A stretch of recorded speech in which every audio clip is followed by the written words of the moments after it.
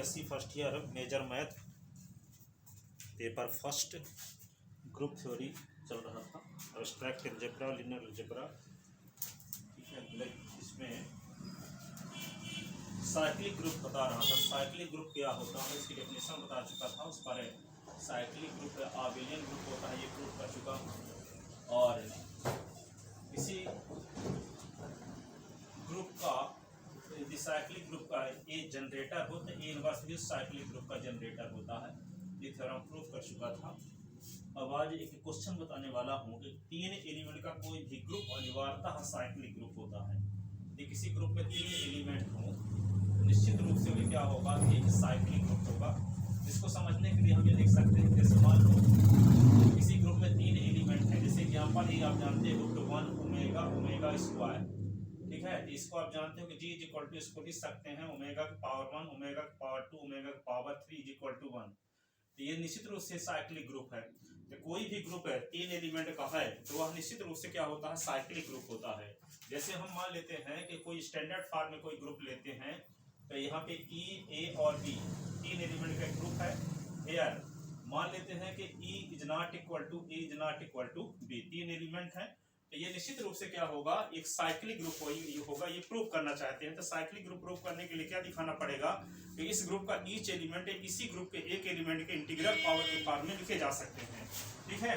तो यहाँ पे देखते ये हैं, यदि हम इसको ये दिखाने में कामयाब हो जाए तो यहाँ पे ए के इंटीग्रल पावर के फॉर्म में ए की पावर 1, ए की पावर 2, ए की पावर 3 इस टाइप अथवा बी स्क्वायर बी ग्रुप के रूप में इसको लिख सकते हैं। तो हम ये कह सकते हैं साइक्लिक ग्रुप है। तो सबसे पहले जब ये ग्रुप है, जी एक ग्रुप है, इसको हम प्रूव करना चाहते हैं साइक्लिक ग्रुप। तो ए बिलोंग इन जी और ये बी बिलोंग इन जी, तो जी ग्रुप है। क्लोजर प्रॉपर्टी से क्या होगा, ए into B belong in G. तो ए इंटू बी का मान या तो ई आएगा, ए इंटू बी का मान या तो ए आएगा, ए इंटू बी का मान क्या आएगा, बी आएगा, ठीक है। अब यदि मान लेते हैं कि ए इंटू बी का मान ए आएगा तो इसी को हम क्या लिख सकते हैं, ए इंटू ई। तो यहाँ लेफ्ट कैंसिलेशन लॉ से बी इज इक्वल टू ई आएगा, जो कि इस बात का विरोध आ गया कि जी के तीनों एलिमेंट डिफरेंट हैं, ठीक है। तो बी ई के इक्वल आ जाता है, जबकि ई बी ए सब तीनों अलग अलग हैं, ठीक है। ये विरोध पैदा हुआ। यदि मान लो a b is equal to b लेकर चलते हैं, इसी को लिख सकते हैं a b is equal to e b. Right cancellation law से a is equal to e हो जाता है, जबकि ए बी ई तीनों डिफरेंट हैं, लेकिन यहाँ दो एलिमेंट बराबर हो जाते हैं। इसका मतलब a b is not equal to b. इसका मतलब कि a b is not equal to a भी और a b is not equal to b भी। तो a b is equal to होगा क्या, फिर तो a b is equal to क्या हो जाएगा, ई। ए बी के विषय में तीन कंडीशन हो सकती है ए बी के विषय में, कि ए बी की वैल्यू या ई आएगी, अथवा ए बी की वैल्यू ए आएगी, अथवा ए बी की वैल्यू बी आएगी। जब ए बी की वैल्यू ए नहीं हो सकती है, ए बी की वैल्यू बी नहीं हो सकती, तो ए बी की वैल्यू किसके बराबर होगी, ई के बराबर होगी, ठीक है। ए बी इक्वल, इसको इक्वेशन फर्स्ट ले लेते हैं। फिर यहाँ पे जी एक ग्रुप है, तो यहाँ पे ए और ए बिलोंग इन जी, तो ए into A belong in G, तो a square belong in G. तो ए स्क्वायर का मान या तो ई के बराबर होगा, अथवा ए स्क्वायर का मान ए के बराबर होगा, अथवा ए स्क्वायर का मान बी के बराबर होगा, ठीक है। यदि मान लेते हैं कि ए स्क्वायर का मान ई के बराबर है, तो ए बी बराबर ई अभी हम सिद्ध कर चुके हैं। इक्वेशन फर्स्ट ये था, ये फर्स्ट था, ये क्या हो गया, सेकंड, ठीक है। तो फर्स्ट और सेकंड से क्या मिल जाएगा, दोनों का राइट हैंड साइड सेम है तो लेफ्ट हैंड साइड भी सेम होगा। तो a square is equal to a b आ गया, तो ए स्क्वायर को a into a is equal to a b, a कट गया तो a is equal to b. तो दो एलिमेंट डिफरेंट आ गए। इसका मतलब ए स्क्वायर का मान ई के बराबर नहीं होगा, ठीक है। तो a square is not equal to e. अब ए स्क्वायर का मान किसके बराबर होगा, ए स्क्वायर का मान या तो ए होगा, ए स्क्वायर का मान या तो बी होगा, ठीक है। तो ए स्क्वायर का मान बी होगा। अब ए स्क्वायर बराबर ए लेकर चलते हैं, इसको लिख सकते हैं ए इंटू ए, इसको लिख सकते हैं a into e. Left cancellation law से क्या होगा, ए इज इक्वल टू ई, जबकि ए और ई डिफरेंट एलिमेंट है, ठीक है। इसलिए ए स्क्वायर का मान ए भी नहीं हो सकता, ए स्क्वायर का मान ए भी नहीं हो सकता, ए स्क्वायर का मान ई भी नहीं हो सकता। तो एक बचा a square is equal to b होगा, ठीक है। अब जी के एलिमेंट क्या थे, जी के एलिमेंट थे ई, ए और बी, ठीक है। अब हम क्या लिख सकते हैं इसी जी को, जी इज इक्वल टू लिखते हैं ई, ए और बी के स्थान पे हम लिख सकते हैं, बी के स्थान पे ए स्क्वायर लिख सकते हैं, ठीक है। यदि हम ये दिखाने में कामयाब हो गए कि ए क्यूब बराबर ई, ए क्यूब बराबर ई दिखाने में कामयाब हो गए, तो इसका मतलब क्या है, ए से जनरेटेड ये साइक्लिक ग्रुप है। जबकि हम जी एक ग्रुप लिए थे जिसमें तीन एलिमेंट थे, ए बी ई तीनों डिफरेंट थे, तो हम दिखाने में कामयाब हो गए कि जी के एक एलिमेंट एक इंटीग्रल पावर के फॉर्म में सभी एलिमेंट रिप्रेजेंट हो रहे हैं। तो इसके लिए हमें सिर्फ ये दिखाना पर्याप्त होगा कि ए क्यूब की वैल्यू ई के बराबर है कि नहीं है। तो ए क्यूब को हम लेकर चलते हैं, तो ए क्यूब को क्या लिख सकते हैं, ए इंटू ए स्क्वायर लिख सकते हैं। अब a square is equal to b है, आप दिखा चुके हो। तो यहाँ पे क्या लिख देंगे, ए आई स्क्वायर के स्थान पे बी लिख दिया, a into b is equal to e prove कर चुके हैं, देखो ये। तो यहाँ पे ई लिख देंगे, तो ए क्यूब की वैल्यू किसके बराबर हो गई, ई के। तो यहाँ जो लिखे थे जी इज इक्वल टू, ये लिखे थे ए स्क्वायर, और ई के स्थान पे क्या लिख देंगे हम, ई के स्थान पे क्या लिख देंगे, ई के स्थान पे ए क्यूब लिख देंगे, ठीक है। तो ए क्यूब, तो ए क्यूब बराबर ई। इसका मतलब जी के सभी एलिमेंट जो है ए के इंटीग्रल पावर के फॉर्म में रिप्रेजेंट हो रहे हैं। तो ये ए से जनरेटेड एक साइक्लिक ग्रुप हो गया। तो ये प्रूफ होगा कि जिस ग्रुप में केवल 3 एलिमेंट हो तो निश्चित रूप से वह साइक्लिक ग्रुप होता है। यही हम इसको थोड़ा व्यवस्थित लिखे देते हैं, ठीक है। तो आई होप आपको समझ में आया होगा। तो इसको लिखते हैं थोड़ा व्यवस्थित, सेंस समझ में आ गया हो तो। Proof that any group G of order 3, any group G of order 3, जिस ग्रुप का ऑर्डर 3 हो, ऑर्डर उसे कहते हैं ग्रुप में जितने एलिमेंट होते हैं उनकी संख्या उस ग्रुप का ऑर्डर कहलाता है। Prove that any group G of order 3 is cyclic, let G is equal to E A B, be any group of group where E is not equal to A is not equal to B। तीनों element different हैं, तीनों element क्या है, different. Then we have to prove that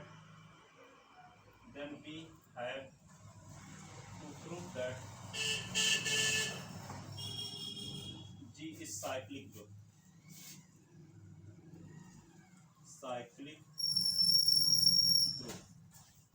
then we have to prove that G is cyclic group। To prove, ये दिखाना पड़ेगा कि इसके सभी एलिमेंट G के एक एलिमेंट के इंटीग्रल पावर के फॉर्म में रिप्रेजेंट है। तो क्या लिखोगे, since A belong in G और B belong in G implies A into B belong in G। Closure property in G by closure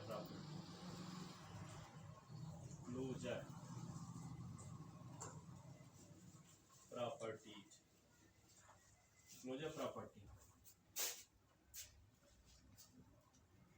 अब ए बी की वैल्यू क्या आएगी,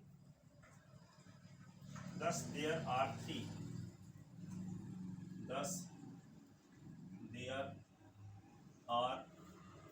possibilities, 3 possibilities।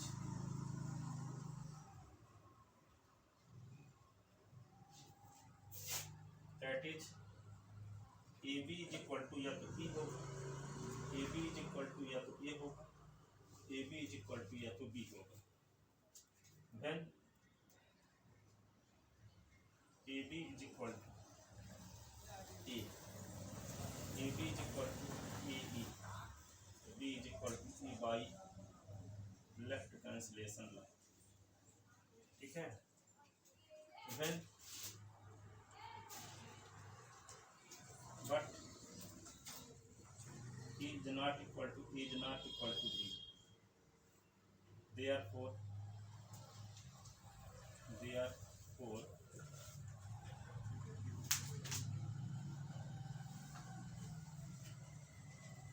AB is not equal to A। Again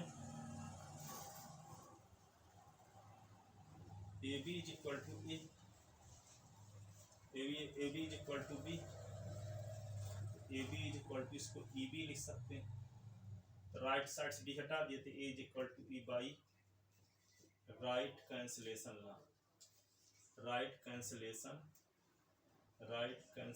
law, but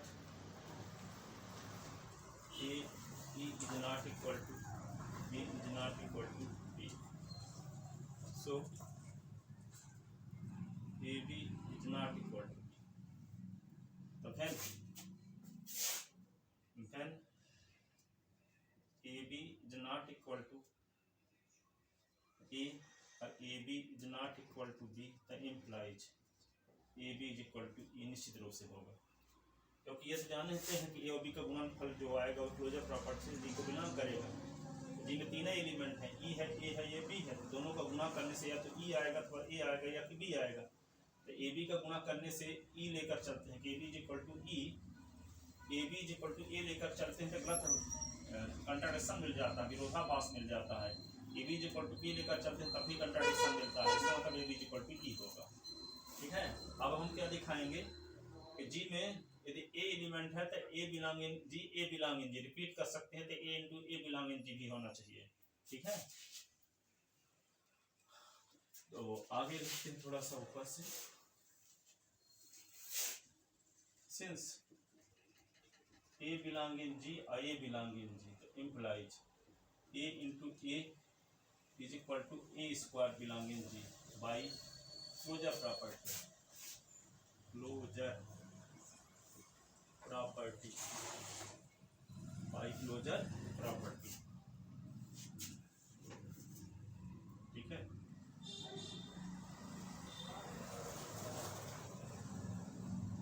here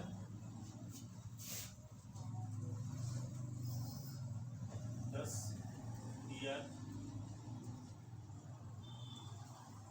there are three possibilities, there are three possibilities।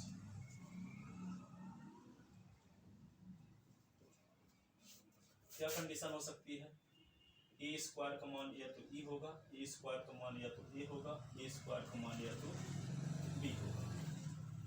ठीक है, तो फिर a square equal to e और a b equal to e as proof.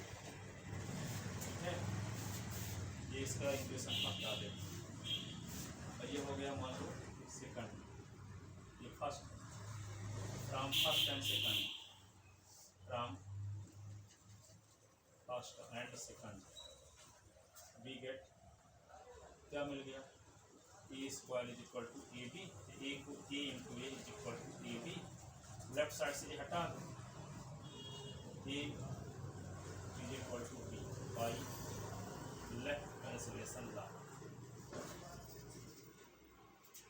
ठीक है, by जब E is not equal to E is not equal to E is not equal to B,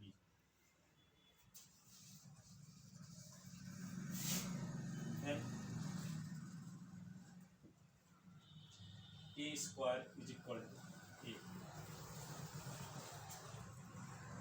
A square is equal to A, A square is equal to A लेकर जब चलेंगे तो A को लिख सकते हैं A इंटू ए, इसको लिख सकते हैं a into e, left cancellation law से a is equal to e divide a is not equal to e, so a square is not equal to a. ठीक है, implies a square is not equal to a square e के बराबर भी नहीं है, a square e के बराबर भी नहीं है, तब क्या बचता है, ए स्क्वायर बराबर भी, तो a square is not equal to e, a square is not equal to a, तो implies a square is equal to b. ये इक्वेशन क्या हो गया, थर्ड। ठीक है, a square is equal to b, तो जी इज इक्वल टू जो हम लिखे थे पहले ई ए बी, तो जी इज इक्वल टू क्या हो गया ई ए, और जहाँ बी है वहाँ ए स्क्वायर लिख सकते हैं, ए स्क्वायर। अब हमारा मकसद क्या है कि ए क्यूब बराबर ई दिखाना, क्योंकि ए की पावर 1, ए की पावर 2, ए की पावर 3 करने से ई आना चाहिए, तभी इसको साइक्लिक ग्रुप कह सकते हैं। ठीक है, इसके लिए क्या करते हैं, हमारा मकसद ये है ए क्यूब बराबर ई दिखाना। तो we see that for it, we see that हम देखते हैं ए क्यूब का मान निकाल के ए इंटू ए स्क्वायर लिख सकते हैं। अब ए स्क्वायर की वैल्यू किसके बराबर है, बी की, तो ए इंटू बी लिख देते हैं।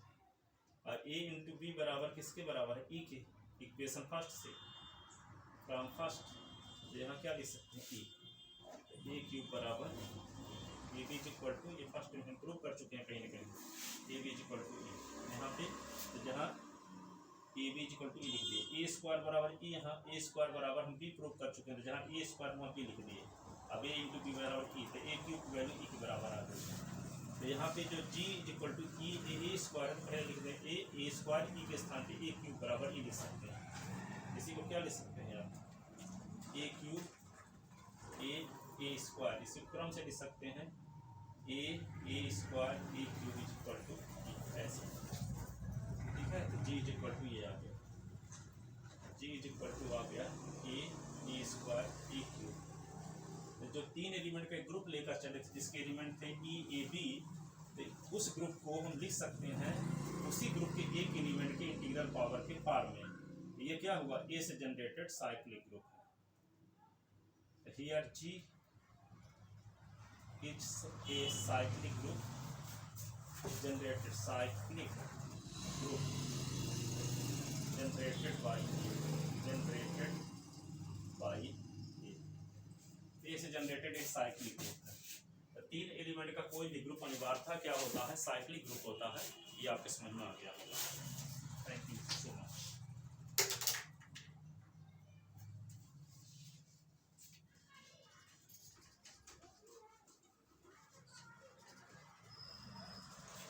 अब एक और क्वेश्चन है,